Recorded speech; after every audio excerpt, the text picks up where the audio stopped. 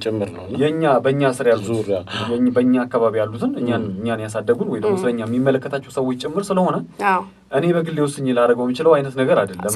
በመጸዳጃ ቤት ካሜራ የገጠመው ተቋም እንላለን። መጸዳጃ ቤት ውስጥ ካሜራ ቢገጠም እናንተ የምትሰሩበት ተቋም ውስጥ ይሄ አይነት ነገር ቢፈጠር እንደው ምን ትላላችሁ? እስኪ ወደ እዩ ልምጣና ሰራተኞች መጸዳጃ ቤት ውስጥ የሚያደርጉትን እንቅስቃሴ ለመከታተል መሆኑንም አስታውቋል። ውሻ እንግዲህ ከሰሞኑ በግዳይ ላይ ያለ እንቅልፍ ወስዶት ተገኝቷል። ይሄ ደግሞ በጣም እኛ እንፈልጋለን፣ የአድማጮችን ተሳትፎ እንፈልጋለን። በ90 ቀናት ሁለንተናዊ ለውጥ በሚለው እንግዲህ መርሃ ግብር ማለት ነው 10,000 ሰው የሚታሰበው 1,000 ሰው ሰልጥኖ ጨርሷል። አሁን ደግሞ 2,000 ሰው ነው አጠቃላይ እንግዲህ የተመዘገበው ማለት ነው።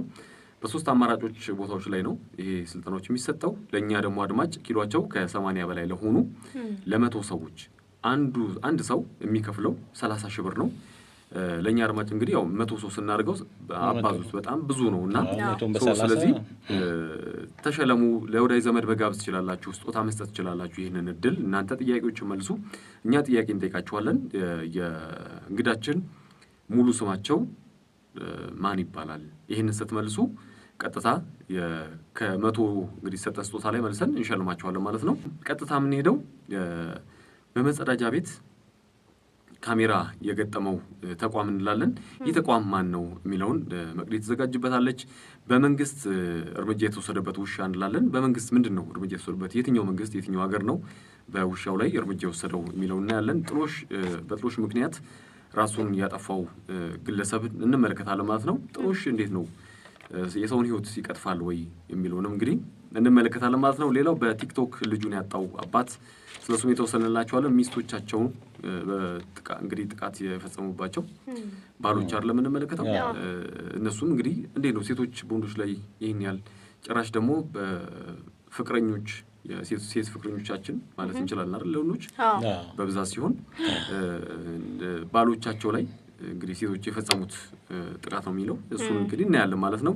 እንዲሁም ደግሞ እንደ ጊዜው የተሰኘው ሙዚቃ ሊለቀቅ ነው እንላችኋለን። እንደ ጊዜው እኛም እናቀርበዋለን ማለት ነው። በኋላ ላይ እንደ ጊዜው ምንድን ነው እንግዲህ እንደ ጊዜው ብዙ ውስጡ ብዙ ነገር አለ፣ ብዙ ነገር ይኖረዋል። እሱ እናደርጋለን። ታላቁ ሩጫ በቻይና ሊካሄድ ነው። ታላቁ ሩጫ የሚካሄደው ከኢትዮጵያ ሄዶ ነው ወይስ ሌላ ታላቁ ሩጫ አለ የሚለውን በቻይና ከኛ ጋር ከቆዩ ቆይታቸውን ከኛ ጋር ካሳመሩ ይህንንና መሰል ነገሮችን እናያለን ማለት ነው። ለመነጋገሪያ ብለን ዛሬ የያዝነው አንድ ሀሳብ ነበረን። በምንንቀሳቀስበት ቦታዎች ላይ በትራንስፖርቴሽን ላይ ሊሆን ይችላል፣ በተለያዩ ቦታዎች ላይ ሰዎች በተሰበሰቡበት ቦታ ላይ እንዴት ነው ስልኮቻችን የምንጠቀመው? ሰውን ስናወራስ በምን አይነት አግባብ ነው የምናወራው? እዚህ ሀሳብ ላይ እንወያያለን። ሀሳባቸውን ስጡ። ቀጥታ መሄደው ወደ መቅዲ እንዲያለን። እስኪ እንግዲህ ወደ መረጃው ከማለፋችን በፊት መጸዳጃ ቤት ውስጥ ካሜራ ቢገጠም እናንተ የምትሰሩበት ተቋም ውስጥ ይሄ አይነት ነገር ቢፈጠር እንደው ምን ትላላችሁ? እስኪ ወደ እዩ ልምጣና አሁን እንግዲህ መጸዳጃ ቤት ውስጥ ነው የሚለው መረጃው ውስጥ ላይ ማለት ነው። ከባድ ነው ይሄ መጸዳጃ እኮ ለብቻሽን የምትጠቀሚበት ፐርሰናል ነገር ያለበት ነውና መጸዳጃ ቤት ሲባል እንዴት መጸዳጃ ቤት እየተጠቀምሽ አሳልፎ ሰው ይሰጣል በካሜራና እጅግ በጣም ከባድ ከስነ ምግባርም አንፃር ሊሆን የማይገባ ተግባር ነውና ብዙ ጊዜ በየመስሪያ ቤቱ ካሜራ ይገጠማል። በተለይ በጣም አድካሚ የሆነ ስራ ከሆነ ሰዎች መጸዳጃ ቤት ገብተው ነው የሚያርፉት። ሬስትሩም እና ደስ ይላል በጣም ሬስትሩም የሚባለው አንዳንድ የሆቴሎች ውስጥ ሬስትሩም ነው የሚባለው እና በምክንያት ነው የተባለው። በምክንያት እውነት ነው። እኔ አውቃለሁ አንድ የቱርክ ጋርመንት ነው ወንጂ አካባቢ ነው እዛው ሽንት ቤት ውስጥ መጸዳጃ ቤት ውስጥ ሳይሆን ከውጪ ነው ካሜራ ያለው። ከቆዩ የቆዩበት ደቂቃ ይጻፋል እና ይሄን ያህል ጊዜ ቆይታል ምናምን ነገር ሊቀጣ ይችላል። ነገር ግን አሁን እየሰማ ያለሁት ግን ውስጥ ነው መጸዳጃ ቤት ውስጥ ነው። ከስነ ምግባር አንፃር እጅግ በጣም የሚያሳፍር መሆን የማይገባ ሁሉን ነገርሽ የምታረጊው እኮ መኝታ ቤት ውስጥና መጸዳጃ ቤት ውስጥ ነው። ያ ካሜራ ከተገጠመ ደግሞ እንዴት ልትሆኝ እንደምትችይ ከባድ ማሰብ ነው። እስኪ መቅዲ ንግባና አንቺ ጋር የተወሰነ ደግሞ እስኪ ወደ ሀሳቡ ስንሄድ እንግዲህ እንደኛ እንደ ኢትዮጵያውያን ሳስበው ለኔ ከባድ ነውና ወደ መረጃው ደግሞ ስናልፍ እንግዲህ ምንድነው በሀገረ ቻይና ነው አንድ ድርጅት በመጸዳጃ ቤት ውስጥ ሁነቶችን ለመከታተል ካሜራ ገጥሞ ተገኝቷል ማለት ነው። እንግዲህ ይሄ ድርጅት የሁነት መከታተያ ካሜራ የገጠመው ሰራተኞች መጸዳጃ ቤት ውስጥ የሚያደርጉትን እንቅስቃሴ ለመከታተል መሆኑንም አስታውቋል። እንግዲህ ምንድነው መጸዳጃ ቤት ውስጥ ለመግባት ረጅም ሰዓት የሚቆዩ ሲጋራ የሚያጨሱ የሚጫወቱ ልክ አሁን እንዳልነው ማለት ነው የመሳሰሉ ስራዎችን የሚሰሩ ሰራተኞች አሉ። ባልሆነ ነገር አልባሌ ስራዎችን እየሰሩ ሰዓት የሚያሳልፉ ሰራተኞች በመኖራቸው ምክንያት ካሜራ ተገጥሟል። በዚህ ምክንያት ድርጅቱ ተበድሏል። ስለዚህ ካሜራ መግጠም ጊዜ የሚያባክኑ አልባሌ ስራ በመጸዳጃ ቤት ጊዜ የሚያባክኑ ሰራተኞችን ለመለየት እና ፎቶቸውን አደባባይ ላይ በማስታወቂያ ቦርድ ጭራሽ ከካሜራው ላይ አንስቶ ማስታወቂያ ቦርድ ላይ አደባባይ ማለት ነው። በጣም ከባድ ነው። ሰው ልጅ እንግዲህ እዛ ውስጥ የተገኙ ሰዎች ፎቶቸው ይለጠፋል። ሰራተኞች በዚህ መልኩ ማሸማቀቅ ችሏል ማለት ነው። እጅግ በጣም ያሸማቀቅ። ሰራተኞቹም እንግዲህ በዚህ ምክንያት ተቃውሞ አንስተዋል። ከስራ ልትለቂ ትችላለሽ እኮ እንዴ ድርጅቱም የበለጠ ይጎዳል አንድ ሰራተኛ ባጣ ቁጥር። በትክክል እና ተመልሶ የሚገባውስ ምን አይነት ሰራተኛ ነው የሚለው ነው። ተመልሶ ሲገባም እንደዚህ አይነት ተግባር የሚፈጸምበት ከሆነ እንግዲህ ቅሬታቸውን በማቅረብ በማህበራዊ ሚዲያ አጋርተዋል። ብዙዎችንም ተቃውሞ አስነስቷል። አድማጮች የሚሳተፉበት እዚህ ሀሳብ ላይ አድማጮች ተሳትፎ ደግሞ የእነሱን ሀሳብ እንመለከታለን ማለት ነው። እያደመጣችሁ ያላችሁት መናኸሪያ ኤፍኤም 99.1 ላይ ነው። ይህ መረጃን ከቁም ነገር አዋስተን የምናቀርብበት የሬዲዮ ፕሮግራም ላይ ትገኛላችሁ ማለት ነው። ይህን ፕሮግራም እንግዲህ ያው ከኛ ጋር ስለሆናችሁ ስለምታደምጡን ከልብ እናመሰግናለን። ቀጥታ ደግሞ የምንሄደው በመንግስት እርምጃ የተወሰደበት ይህ ውሻ ምን ቢሆን ነው፣ የትኛው ሀገር መንግስት ነው፣ እንዴት ሊወሰድበት ቻለ የሚለውን ደግሞ እንመለከታለን። እንግዲህ ቻይና በግዳጅ ላይ ያለ እንቅልፍ ወስዶታል ያለችውን ነው እንግዲህ ውሻ እርምጃ የወሰደችበት። እንቅልፍ ላይ እንቅልፍ ወስዶታል። ግዳጁን በአግባቡ አልፈጸመም። ዲሲፕሊን ስነ ምግባር በተሰጠው ቦታ ላይ አልተገኘም ብላ ነው ቅጣት የፈጸመችው። እንግዲህ የዓለማችን ቁጥር 2 ሌላ ሀያል ሀገር የሆነችው ቻይና እንደ ፈንጅ፣ አደንዛዥ እጾችና ሌሎችም ረቀቅ ያሉ ወንጀሎችን ለመከላከል የሰለጠኑ ውሾችን ትጠቀማለች። ልዩ ስልጠናዎችን ወስደው እነኚህ ውሾች እንግዲህ ልዩ ስልጠናዎችን ይወስዳሉ። ከጥቃት እየጠበቁ ካሉ ውሾች መካከል እንግዲህ ስልጠናዎችን ከወሰዱና የአካባቢውን የሀገሪቷን ዜጎች ከጥቃት እየጠበቁ ካሉት ውሾች መካከል ፋይዛይ የሚል ስያሜ የተሰጠው ውሻ አንዱ ነው። የ18 ወራት ዕድሜ ያለው ይህ ውሻ ከ4 ወር ጀምሮ የተለያዩ ረቀቅ ያሉ የፖሊስ ስልጠናዎችን ወስዷል። እንግዲህ ስልጠና በጣም ስልጠናውን ወስዶም ግዳጁን እየተወጣ ነበር ማለት ነው። አስበሻል እንግዲህ ከመቀጣቱ አሁን ይሄ ውሻ ነው። እኛ ብንሆንስ ነው። ደስ ይላል በጣም ውሻ ሆኖ እንደዚህ እና ምን አይነት ስልጠና ቢወስድ ነው? እጅግ በጣም የረቀቁ ስልጠናዎችን ነው ለሰዎች የማይሰጡ። አቀባበላቸው ራሱ ውሾቹ ይገርማሉ። እና 18 ወራት ነው ስልጠናውን የወሰደው። ኮኬን የተሰኘ አደገኛ እጽ አነፍርፎ በመለየት የሚታወቀው ይህ ውሻ ኮኬን ኦፊሰር የሚል ስያሜም አግኝቷል። እንደ ማዕረግ የተሰጠው ማለት ነው። እንደ ማዕረግ እና ስልጠናውን ከመውሰዱ የተነሳ ኮኬን ለይቶ ይይዛል። እና ይህን ውሻ እንግዲህ ከሰሞኑ በግዳይ ላይ ያለ እንቅልፍ ወስዶት ተገኝቷል። ከዚህም በተጨማሪ አልጋ ላይ ሽንቱን ሸንቷል ተብሏል።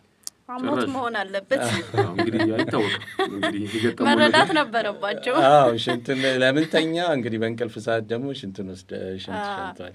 ይህ ድርጊት እንግዲህ ኃላፊነትን በመዘንጋት የዲሲፕሊን ቅጣት ፈጽሟል በሚል ቅጣት ተላልፎበታል። የሚገርም ነው። እንግዲህ ይህንን ጉዳይ ደግሞ ወደ እኛ ሀገር ብናመጣው ብንመለከተው እንዴት እናየዋለን፣ እንዴት እንመለከተዋለን የሚለው ትልቅ ጉዳይ ይመስለኛል አይደል? እዚህ ጉዳይ ላይ አሁን እስቲ ቅጣት ምን አይነት ቅጣት ይሆናል ብላችሁ ትገምታላችሁ? አሁን ቅጣቱ ተወስዶበታል እና ቅጣቱም አስገራሚ ነው። ወደ ግለሰብ ስናወጣው እኛ ሀገር ላይ እንደዚህ ግዳጅ ላይ ዲሲፕሊን ማለት ስነ ምግባራቸውን በአግባቡ ያልተወጡ የስራ ቦታቸው ላይ ኃላፊነታቸውን ያልተወጡ ከስራ መባረር ምናልባት ሌሎች ቅጣቶችም የደሞዝ ቅጣት አሁን ውሻ ላይ ነው እንደዚህ ሲደጋገም ከስራ የመታገድ ነገሮች ይመጣል። ግን በውሻ ላይ ነው ይሄ የተከናወነው። በእርግጥ ውሾች ያው በጣም ታማኝ የሆኑ ለሰው ልጆች ቅርብ የሆኑ እጅግ ታዛዥ የሆኑ እያንዳንዱ ንግግራችን እንቅስቃሴያችን የሚሰሙ ተንኮልም ያስባሉ ብለው የማይታሰቡ ናቸው። በደንብ ነው። በዛ ላይ አሁን ውሻ ለምሳሌ አሁን በዚህ አጋጣሚ ማንሳት የምንችለው አንድ ውሻ የሚፈራ ሰው አለ። ውሻ የሰው ልጅ አይበላም፣ የሰው ልጅ ስጋም አይመገብም። ግን ውሻ ምን ያደርጋል? እኛ ውሻውን ስንመለከት የሚሰማን ፍርሃት አለ፣ ከውስጣችን የሚወጣ ጠረን አለ፣ ላብ አለ። ያንን ጠረን ይሸተዋል። ያንን ጠረን ለመንከስ እኛን ይነክሰናል ነው። ስለዚህ እኛ ግን ማንፈራ ከሆነ ውሻን እንደውም ምን ይባላል በተለምዶ አትሩጥ ቁጭ በል ይባላል። ተረጋጋለህ ነው። እሱም መጥቶ ይቆማል አንተ ጋር ተከትሎ መጥቶ ቆሞ ይዞርሃል ወይ ደግሞ ቆሞ አይቶ ጥሎ ነው የሚሄደው። ለምን ተረጋግተህ ተቀምጠሃል ነው። ግን በፍራቻ በጨመረ ቁጥር ግን የሚወጣ ጠረን አለ። ያንን ጠረን ለመንከስ ያንን ጠረን ለማሳደድ ሲል አንተን ይነክሳል። ራሱን ለመከላከል ያንን ነገር የማይወደውን ነገር ነው የሚያወደው ጠረን አለ እንጂ ሰውን ለመብላት አይደለም። ውሻ የሰው ልጅ ስጋን አይበላም። ይሄ እንደዚህ አይነት ነገሮች አሉ። በደንብ ነው የሚደረገው እና ይሄንን አንዴም ደግሞ ውሻ በህይወት እስካለ ድረስ አንዴ አንተን በምላሱ ከላሰህ ወይ ደግሞ ካሸተተህ ዳግመኛ እስከ የትኛውም ጊዜ ቆይተህ ብትመጣ ውሻው ካለ አንተን ያውቃል፣ አይረሳም። ከሌሎች ሰዎች መካከል አንተን ይለያል። ጭራውን በመቁላት አንተን ለመቀበል አክት ያደርጋል ማለት ነው። እና ይሄ ትልቅ ነገር ነው።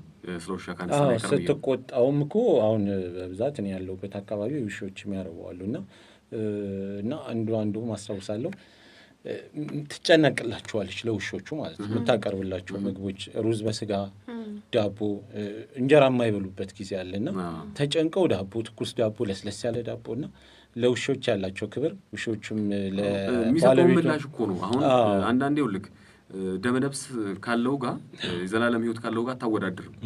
እንስሳቶች ደመነፍስ ነው ያላቸው፣ እኛ ሰዎች ደግሞ የዘላለም ህይወት ነው ያለንና ግን ደግሞ አንዳንዴ በጣም የሚያጠራጥረኝ አሁን በግሌ በጣም ሁሉ ጊዜ ያልተመለሰኝ ጥያቄ ቢሆን ምንድነው አንዳንዴ ከአንዳንድ ሰዎች ይበልጥ ውሾች ይረዱኛል።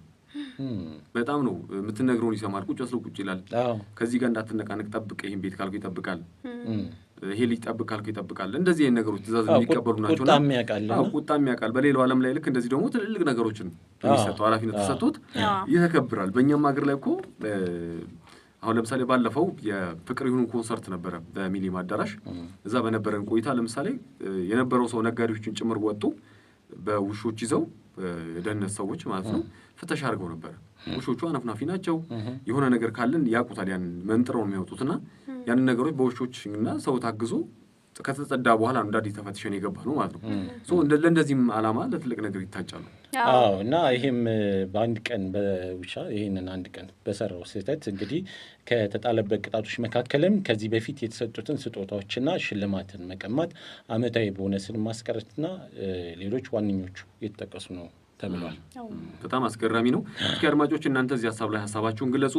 እኛ በዚህ እንግዲህ ተወያይተንበታል ማለት ነው። እናንተ ሀሳባችሁ መግለጽ ትችላላችሁ። ቅድም ሽልማት ብለናል። በ90 ቀናት ሁለንተናዊ ለውጥ ብለናል። ኪሏችሁ ከ80 በላይ ለሆነ እንደዚሁ ለቤተሰብ ለወዳጅ ዘመድ ሁሉ መጋበዝ ትችላላችሁ። በስጦታ መልክ ይሰጣል።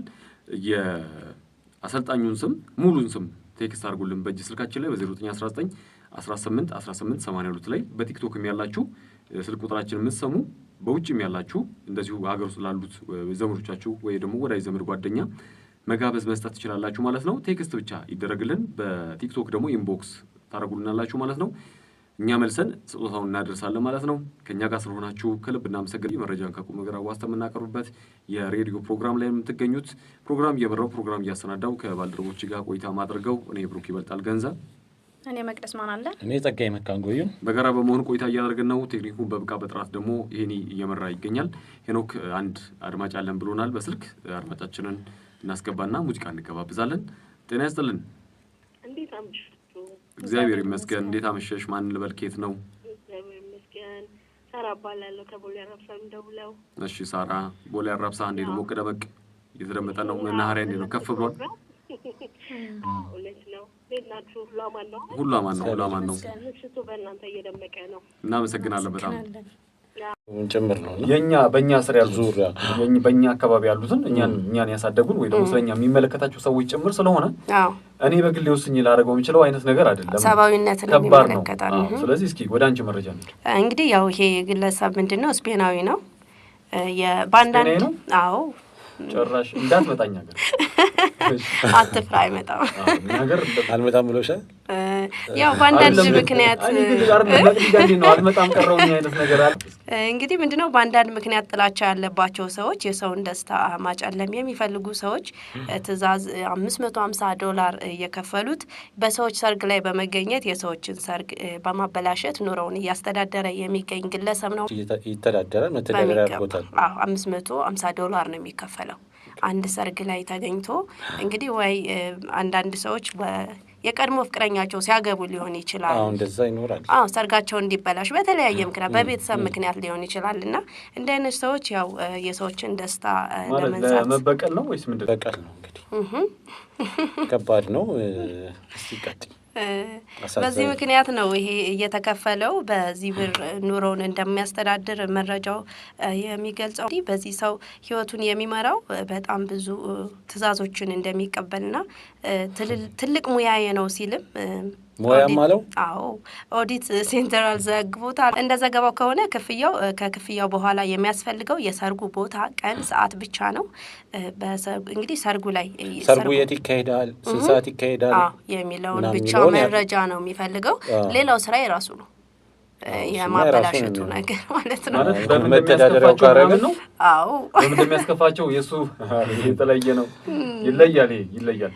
እንግዲህ ሰርጉ የተበላሸባቸው ሰዎች ድንገት ይዘውት በጥፊ ቢመቱት ወይም ደግሞ ሰርጉ ላይ ቢያዝ ድርጊቱን ሲፈጽም ቢያዝ ማለት ነው $50 እጥፍ ይቀበላል ማለት ነው። ድጋሜ ማለት ነው ይጨመርለታል። ሊገሉትም ይችላሉ እኮ አይደለም። ሊገሉትም ይችላሉ። ኖርማል ነው እኮ። አንድ ጥፊ ግን ከተከሰተ $50 ድጋሜ። በትንሹ ጥፊ ከተመታ ተፈርጎ ይቀበላል።